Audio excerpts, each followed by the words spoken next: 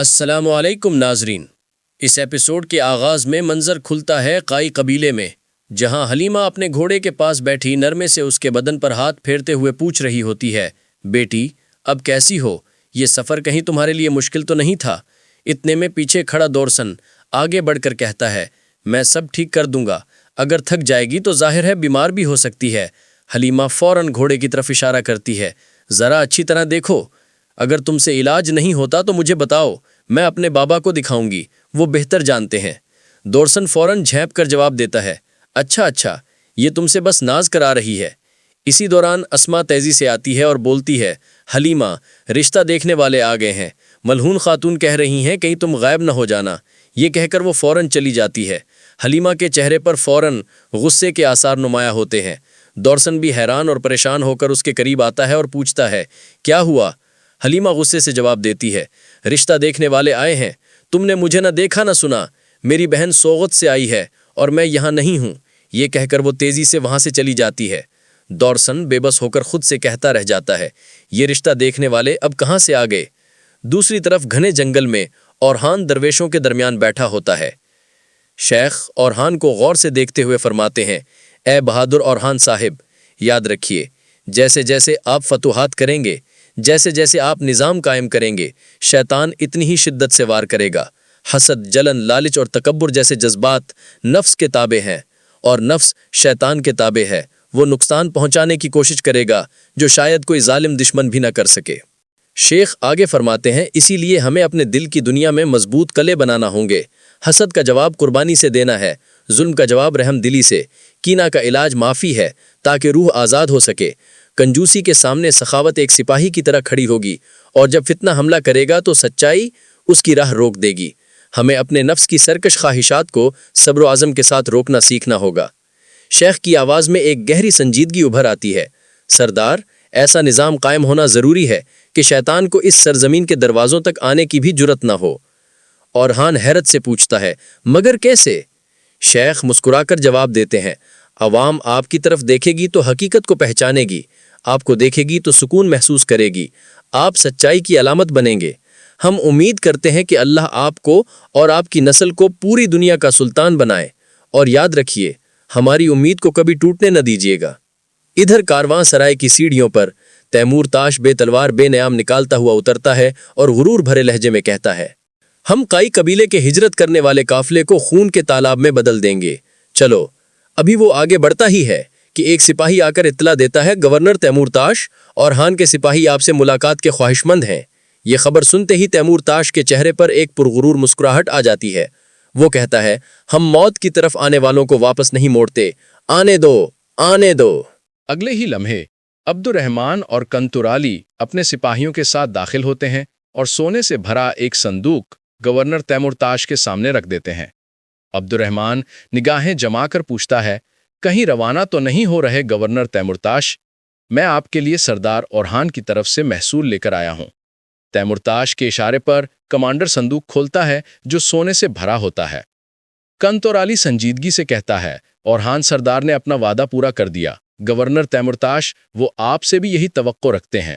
یہ سن کر تیمور تاش پہلے مسکراتا ہے اور پھر تلوار فضا میں بلند کرتا ہے، لیکن اس تلوار سے صندوق بند کرتے ہوئے کہتا ہے، میں وعدے سے نہیں ہٹوں گا، میں اورحان صاحب کے ساتھ طے شدہ معاہدے پر قائم رہوں گا۔ ادھر اورحان تیز رفتاری سے گھوڑا دوڑاتا ہوا قبیلے میں داخل ہوتا ہے۔ سردار خیمے کے سامنے کارا خلیل اسے خوش آمدید کہتا ہے۔ اورحان پوچھتا ہے، کیا خبر ہے خلیل؟ خلیل جواب دیتا ہے، جیسا کہ آپ نے حکم دیا تھا، سپاہی روانہ ہو چکے ہیں حضور۔ انشاءاللہ وہ بورسا کے رومی رایا کے دلوں میں ٹھنڈک اور ساروز کے دل میں آگ بھڑکائیں گے۔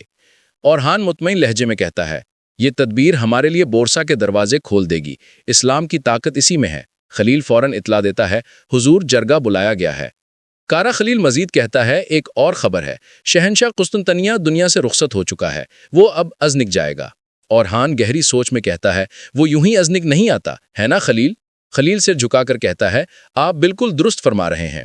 اورحان نیم مسکراہٹ کے ساتھ پوچھتا ہے، تم اپنے کانوں سے ہر بات سنتے ہو؟ خلیل دکھ بھرے لہجے میں کہتا ہے، بس اپنے بیٹے کی آواز نہیں سن پاتا۔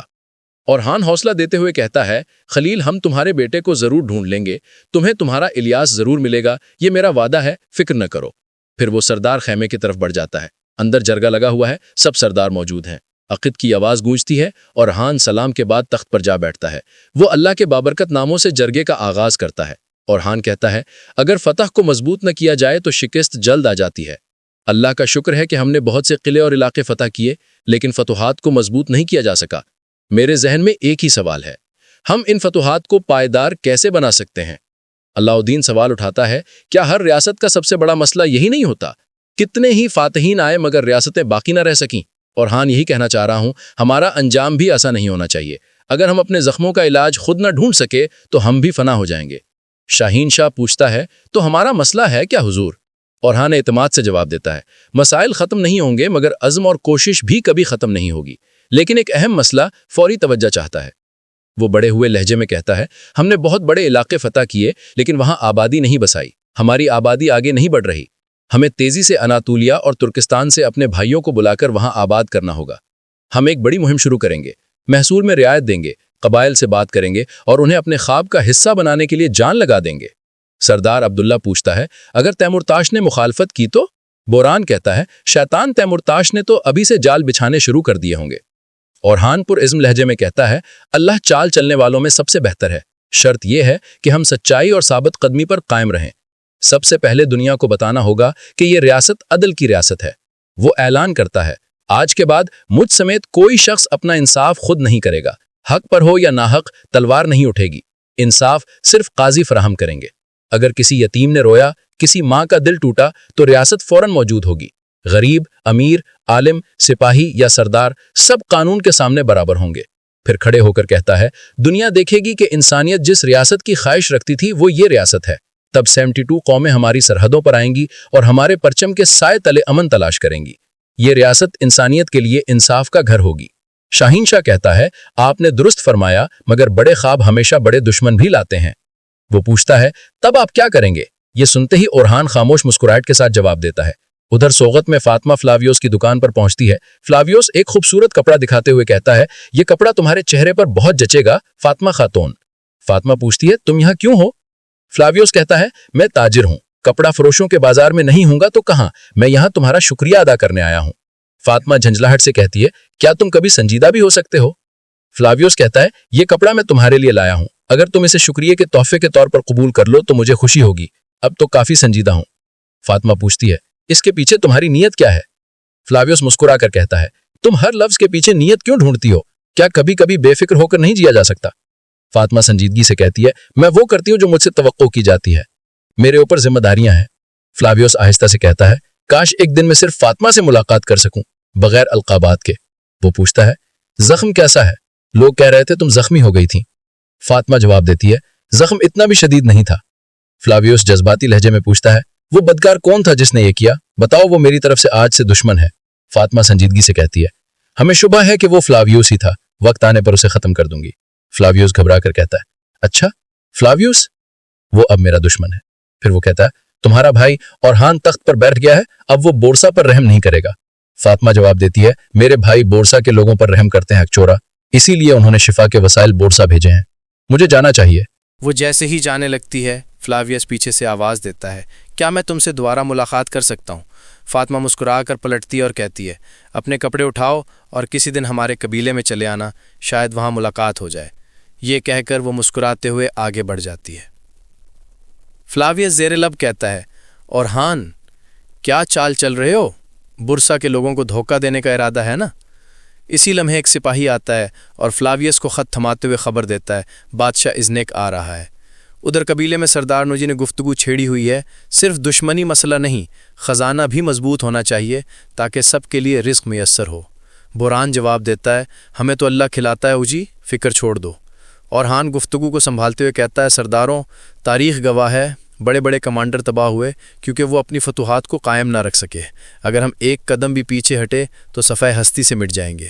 وہ حکم دیتا ہے، یہ ہمارا پہلا قدم ہوگا، ترکمان قبائل کے پاس جاؤ اور انہیں دعوت دو، ایکوت خلیل کے ذریعے دعوت نامے پہنچائے گا۔